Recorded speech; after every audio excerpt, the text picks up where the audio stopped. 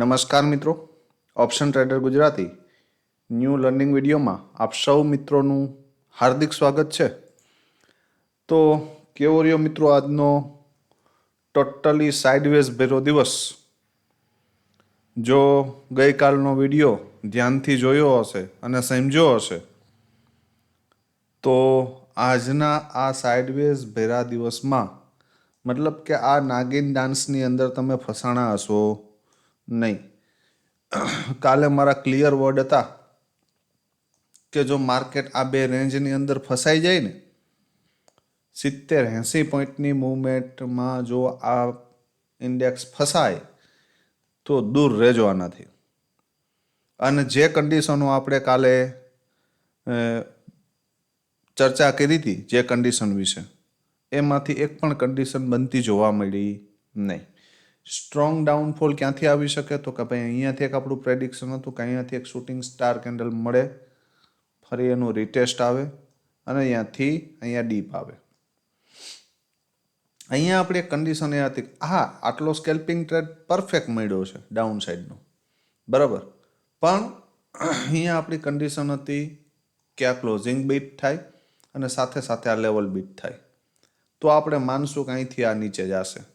પણ એવું કશું થયું નહીં. ના ક્લોઝિંગ બીટ થયું, ના હાઈ બ્રેક થયો, બરાબર. અને વચ્ચે માર્કેટે શું કર્યું? તો કે નાગિન ડાન્સ. હવે યાદ રાખજો, 26,000નું ઇન્ડેક્સ છે. કેટલું? 26,000 પોઈન્ટનું ઇન્ડેક્સ છે અને 40 પોઈન્ટની અંદર રમે છે, બરાબર. તો આની અંદર તમે કેવી રીતે મૂવમેન્ટની અપેક્ષા રાખી શકો? બરાબર, આ યાદ રાખવું. તો પ્રીમિયમ ઉપર નજર નાખીએ એટલે ખ્યાલ પડશે કે ભાઈ પ્રીમિયમની અંદર શું મૂવમેન્ટ જોવા મળી. હવે કોલના પ્રીમિયમ વિશે પહેલાં ચર્ચા કરી લઈએ કે ભાઈ એમાં આપણી શું કન્ડિશન હતી. કોલના પ્રીમિયમમાં આપણે ક્લીન એવી ચર્ચા થઈ હતી, ગઈકાલનો વિડીયો જોઈ લેજો, કે ભાઈ આ પ્રીમિયમ 93ની ઉપર એક 15 મિનિટની કેન્ડલનું ક્લોઝિંગ આપી દે ને, બરાબર, તો એના રિટેસ્ટ ઉપર આપણે એન્ટ્રી કરી શકશું. પણ આવું થયું નહીં. આની પોસિબિલિટી આપણે ક્યાં જોઈ હતી કે ભાઈ આ પ્રીમિયમ 57ની આજુબાજુ ક્યાંય પણ સપોર્ટ લેતું દેખાય તો ભાઈ આ કેન્ડલ છે ને, એ કેન્ડલ મેં વારંવાર આ વસ્તુનો ઉલ્લેખ કર્યો છે, જોઈ લ્યો.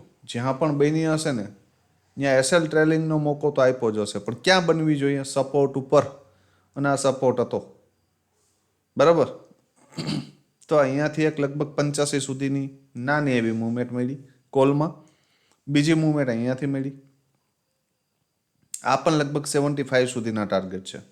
તો આવા માર્કેટની અંદર 15-20 પોઈન્ટ તો બહુ સારા કહેવાય ભાઈ.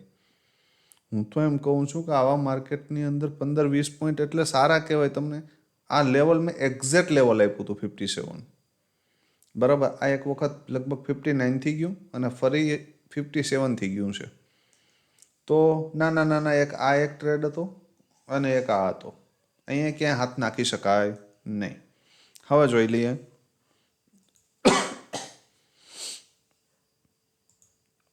આજે વિડીયો લેટ થઈ ગયો છે અને આમ તો રેગ્યુલર થાય છે, વર્કલોડ વધારે હોવાને કારણે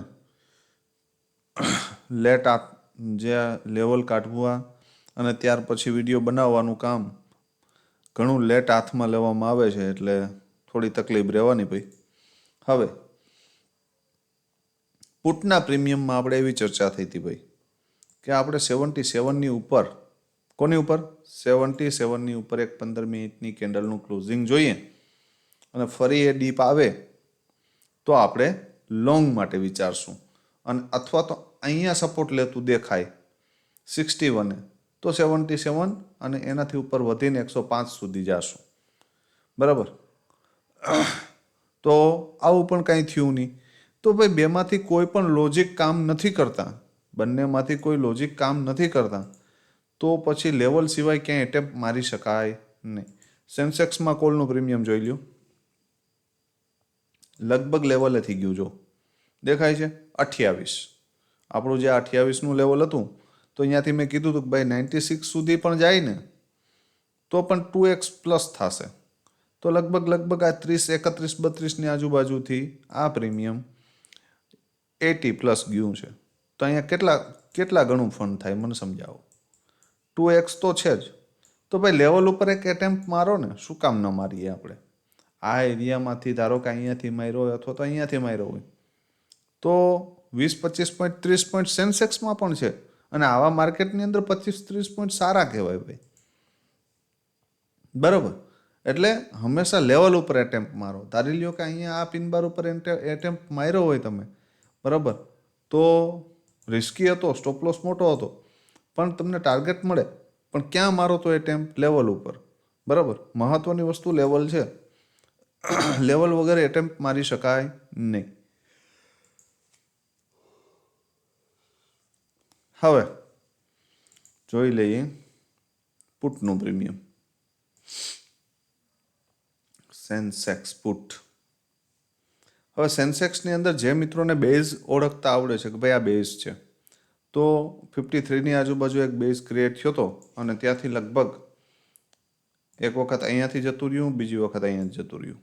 આ બે જગ્યાએથી ગયું છે અને ઓલમોસ્ટ 2x થયો છે. પણ હવે એના માટે તમને ખ્યાલ પડવો જોઈએ કે ભાઈ અહીંયા બેઝ ક્રિએટ થયો છે, અહીંયા સપોર્ટ ક્રિએટ થયો છે, અહીંયાથી પ્રીમિયમ બાઉન્સ બેક કરી શકે, બરાબર. એના માટે તમારી પાસે સંપૂર્ણ નોલેજ હોવું જોઈએ. અધૂરું જ્ઞાન હાલે નહીં. હવે જોઈ લે આવતીકાલે શું થઈ શકે. આ જે વિડીયો લેટ થયો છે એટલે વધારે કોઈ ચર્ચા કરતા નથી. આવતીકાલ માટે સમજી લ્યો. હજી મહત્વની આ જ રેન્જ છે 26,197, બરાબર. આજ માટે અપસાઇડ માટે 26,197 અને ડાઉન સાઇડ માટે 26,116, બરાબર. જ્યાં સુધી માર્કેટ, હજી પણ કહું છું કે આની વચ્ચે છે ને, ત્યાં સુધી આ જ રીતનો નાગિન ડાન્સ થશે. મગજમાં ફિટ કરી લેજો, બરાબર. એક સ્ટ્રોંગ બાઇંગ માટે માર્કેટને મારે અહીંયા જોઈએ છે 26,000થી લઈને 26,041.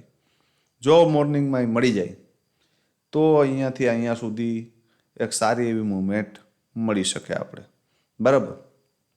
પણ જો આ એરિયામાં જ ટાઈમ પાસ કરે તો કાલે પણ સેટઅપ ક્લોઝ કરી અને જે પેન્ડિંગ કામો હોય ને પૂરા કરી લેવાય, બરાબર. સમજદાર કો ઈશારા કાફી. અથવા તો એક મહત્વની વસ્તુ ધારી લ્યો કે આ એરિયામાં ક્યાંક ઓપન થઈ ગયું, ક્યાં? ઉપર. આ એરિયામાં ઓપન થશે ને ઉપર, અને અહીંયાથી એક કોઈ શૂટિંગ સ્ટાર કેન્ડલ આપે, બરાબર, અને પછી એનું રીટેસ્ટ આવે ને તો ફર્સ્ટ લેવલ અને આ ક્લોઝિંગ મહત્વની વસ્તુ છે. જો આ બીટ કરી દે ને વન વેમાં તો અહીંયા સુધી આવી શકે.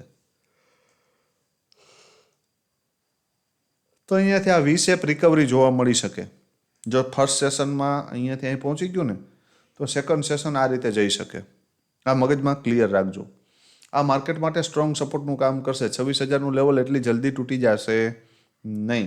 અને તૂટી જાય તો આપણે એની નીચે એક 15 મિનિટની કેન્ડલનું ક્લોઝિંગ આવે, એની નીચે બીજી કેન્ડલનું ક્લોઝિંગ આવે તો આપણે માની લેશો ને, શું વાંધો છે? ફરી એનું રિટેસ્ટ આવશે તો એથી શોર્ટ કરશું, બરાબર. પણ ડાયરેક્ટ શોર્ટનું વિચારી શકાય નહીં, બરાબર. તો આની ઉપર નીકળું 26,197ની ઉપર એક સ્ટ્રોંગ કેન્ડલનું ક્લોઝિંગ આવે અને ફરી એનું રિટેસ્ટ આવે તો એન્ટ્રી કરી શકાય. અને ક્યાં સુધી? તો કે 26,311, બરાબર. અહીંયા સુધી જઈ શકે. આનાથી વધારે હું વિચારતો નથી. અને આની ઉપર નીકળું તો 500ના લેવલ પણ દૂર નથી, યાદ રાખજો. જો એની ઉપર નીકળું તો પછી 500ના લેવલ 26,500, 451 સુધીનું લેવલ મારેલું છે, પણ 26,500 સુધી પણ માર્કેટ જઈ શકે. એમાં કોઈ નવાઈની વાત છે નહીં ભાઈ, યાદ રાખજો, બરાબર. તો સ્ક્રીનશોટ મારી લેજો એટલે જેથી કરી તમને લેવલ ડ્રો કરવામાં સરળતા રહે. બીજી વસ્તુ, એક મહત્વની વાત, ઘણા મિત્રોના મેસેજ આવે છે કે સાહેબ આજે કોલ ટિપ્સવાળા ને કારણે અમારો હેવી લોસ થાય છે. હવે મિત્રો એક વસ્તુ યાદ રાખજો, 20-25 પોઈન્ટનો કે 30 પોઈન્ટનો એસએલ આપે છે એ લોકો તમને, અને તમને 30 પોઈન્ટનો ટાર્ગેટ આપે છે. હવે ક્લીન વસ્તુ છે કે 5,000 કમાવા માટે ફોર એક્ઝામ્પલ 5,000નું રિસ્ક થોડું લેવાય ભાઈ. હું એમ કહું છું 20-30 પોઈન્ટના સ્ટોપ લોસમાં 20-30 પોઈન્ટનો ટાર્ગેટ, બરાબર. એમાં 30 પોઈન્ટ તમે પૂરા લઈ શકશો નહીં. સ્ટોપ લોસ તમે કેવો લેશો? પૂરો, બરાબર. તો હંમેશા શીખો અને પછી રિયલ ટ્રેડિંગમાં આવો. ડાયરેક્ટ સીધે સીધું કોઈના ટિપ્સ ઉપર તમે ક્યારેય કમાઈ શકો નહીં. એક દિવસ પ્રોફિટ ભૂલમાં પણ થઈ જાય ને તો બીજે દિવસે તમે આપી દેશો. બરાબર. એટલે કમસે કમ જે મિત્રો એઝ એ બિગનર કામ કરે છે એ મિત્રોને મારી પર્સનલ સલાહ છે કે કેપિટલને સેફ રાખો અને આવા માર્કેટની અંદર તો ટોટલી હાથ નાખો નહીં. અને પેપર ટ્રેડ કરો. શું કરો? Paper trade. 1 મહિના સુધી તમે જો પેપર ટ્રેડ કરશો ને એમાં તમે 2 લોટ કે 3 લોટથી 50,000 જમા આવતા હશો ને પેપર ટ્રેડમાં, તો રિયલ ટ્રેડની અંદર 20,000 થી 25,000 જમા આવશો. યાદ રાખજો. આનાથી વધારે આવી શકો નહીં. તો પહેલાં તમે તમારી કેપેસિટી અને માઇન્ડસેટ તો ક્લિયર કરો પેપર ટ્રેડ કરીને કે ચલો અહીંથી આવું જ થશે અને હું અહીંયા સુધી બેસીને અહીંયા આવશે તો હું નીકળી જઈશ. બરાબર. તો તમારું શું કહેવાનું છે આ જે મારો વિચાર છે એના વિશે એ કોમેન્ટમાં જણાવજો. કેમ કે મોસ્ટ ઓફ આવા માર્કેટની અંદર હેવી લોસ થાય છે. આજે 2-4 ફિગર મને જે આવ્યા છે ને એ લગભગ 50,000 પ્લસના છે. બરાબર. હવે આમાં તમને ક્યાં ટ્રેડ દેખાઈ જાય છે ભાઈ? મને સમજાવો. આ ઇન્ડેક્સની અંદર ટ્રેડ ક્યાં દેખાય એમ તમે વિચારો તો ખરા. આ 40-45 પોઈન્ટની અંદર માર્કેટ રમે છે. 85,000નું ઇન્ડેક્સ 200 પોઈન્ટમાં રમે છે. કેટલામાં? 200માં. બરાબર. જે વીગને છોડી દે ને ઉપર નીચેની તો 200 પોઈન્ટમાં રમે છે. બરાબર. તો એમાં તમે શું કરી લેવાના મન કયો? બરાબર. આવા માર્કેટની અંદર ટ્રેડ પંચ કરાતો જ નથી. અહીંયા સરસ મજાનું એક બોક્સ માર દેવાય છે આમ કરીને, આમ કે આ તું યા તો આની ઉપર નીકળ યા તો આની નીચે નીકળ, તો આમ વિચારશું. બરાબર. તો હંમેશા આવી નાની રેન્જની અંદર માર્કેટ હોય ત્યારે એવોઇડ કરવું જોઈએ. બરાબર. તો સ્ક્રીનશોટ મારી લેજો જેથી કરીને લેવલ ડ્રો કરવામાં સરળતા રહે. સૌથી પહેલાં કોલનું પ્રીમિયમ જોઈ લો નિફ્ટીનું. હવે નિફ્ટીનો કોલનું પ્રીમિયમ આજે પણ એ જ છે 26,200. લેવલમાં થોડું ચેન્જીસ છે. બરાબર. જો આ પ્રીમિયમ 75ની ઉપર સસ્ટેન કરે, મોર્નિંગમાં ગેપ અપ ઓપન થાય, બરાબર, ધારી લ્યો કે મોર્નિંગમાં ગેપ અપ ઓપન થાય અને યા તો આ ક્લોઝિંગ આવે અથવા તો આ લેવલ ઉપર સપોર્ટ લેતું દેખાય અને આની ઉપર એક 15 મિનિટની કેન્ડલનું સસ્ટેન થઈ જાય તો પછી ફર્સ્ટ ટાર્ગેટ 107 અને એનાથી ઉપર જાય તો 142. આ બે આવી શકે સ્ટેપ બાય સ્ટેપ. બરાબર. પણ સસ્ટેન થાય તો અને તો જ. મોર્નિંગમાં જો આ 56ના લેવલને બ્રેક કરી દે અથવા તો અહીંયાથી રિજેક્શન આવે ને આ ક્લોઝિંગ બીટ થઈ જાય તો પછી આ પ્રીમિયમની રાહ 27થી લઈને 35. કેટલા? 27થી લઈને 35. 32નું આપણું લેવલ છે પણ આ એરિયામાં ક્યાંય પણ સપોર્ટ લે તો નજર રાખજો. અને અહીંયાથી બાઉન્સ બેક કરીને આ લેવલની ઉપર ક્લોઝ કરે ને, બરાબર, તો ફર્સ્ટ ટાર્ગેટ 56, સેકન્ડ 75, થર્ડ 86 અને એનાથી ઉપર જાય તો 107. બરાબર. અહીંયા સુધી જઈ શકે. કેટલા ગણું કેપિટલ થાય 86 જાય તો એ કોમેન્ટમાં જણાવજો. બરાબર. તો રાઇટ એટેમ્પ આ જગ્યાએ. મોમેન્ટમની અંદર એન્ટ્રી કરવી હોય, ફર્સ્ટ 15 મિનિટની કેન્ડલ આની ઉપર રહી ગઈ તો પુલ બેક ઉપર અહીંયાથી બાઉન્સ બેક કરી શકે. બરાબર. આ બે જ એન્ટ્રી છે. ટોપ ઉપર ઓપન થાય, ડીપ આવે, પુલ બેક આવે અને અહીંયાથી ક્યાંય સપોર્ટ લેતું દેખાય તો અહીંથી આ રીતે આમ જઈ શકે. ફર્સ્ટ ટાર્ગેટ તમારો આ હાઈ, બરાબર, અને સેકન્ડ આ. બરાબર. આ ક્લિયર રાખજો. અને બીજી એન્ટ્રી આ જગ્યાએ. એના સિવાય ક્યાંય એન્ટ્રી બને નહીં અને બને તો આપણે બનાવવી નથી. બરાબર. હું ખુદ નહીં બનાવું, તમારી મને ખબર નથી. આ મારો વ્યૂ છે અને મારી ટ્રેડિંગ સ્ટાઇલ છે. બરાબર. 26,100નો પુટ શું થઈ શકે આમાં? હવે જો ભાઈ આ પ્રીમિયમ હાલની પોઝિશનમાં સપોર્ટ એરિયા ઉપર છે. 42 છે ને, આ એનો સ્ટ્રોંગ સપોર્ટ ઝોન છે. માર્કેટ અહીંથી બાઉન્સ બેક કરવાનો પ્રયત્ન કરે છે પણ જ્યાં સુધી 77થી લઈ અને લગભગ 85 આ ઝોન છે અહીંયા. બરાબર. આ લેવલને બીટ ન કરે ને ત્યાં સુધી આપણે માનવું નહીં કે આ પ્રીમિયમ આનાથી પણ ઉપર જશે. બરાબર. તો મોર્નિંગમાં જો તમને એક 15 મિનિટની કેન્ડલનું ક્લોઝિંગ 50ની ઉપર આવે અહીંયા અને ફરી તમને અહીં ડીપ મળે ને તો અહીંયાથી એન્ટ્રી કરી શકાય. અને પહેલો ટાર્ગેટ 77 અને બીજો 85. આનાથી વિશેષ હું વિચારતો નથી. વધારે મોમેન્ટમમાં જો સીધે સીધું નીકળતું હોય તો મોમેન્ટમ જ્યાં સુધી જાય ત્યાં સુધી કેપ્ચર કરવાનું, મોમેન્ટમ બ્રેક, ટ્રેડ એક્ઝિટ. બરાબર.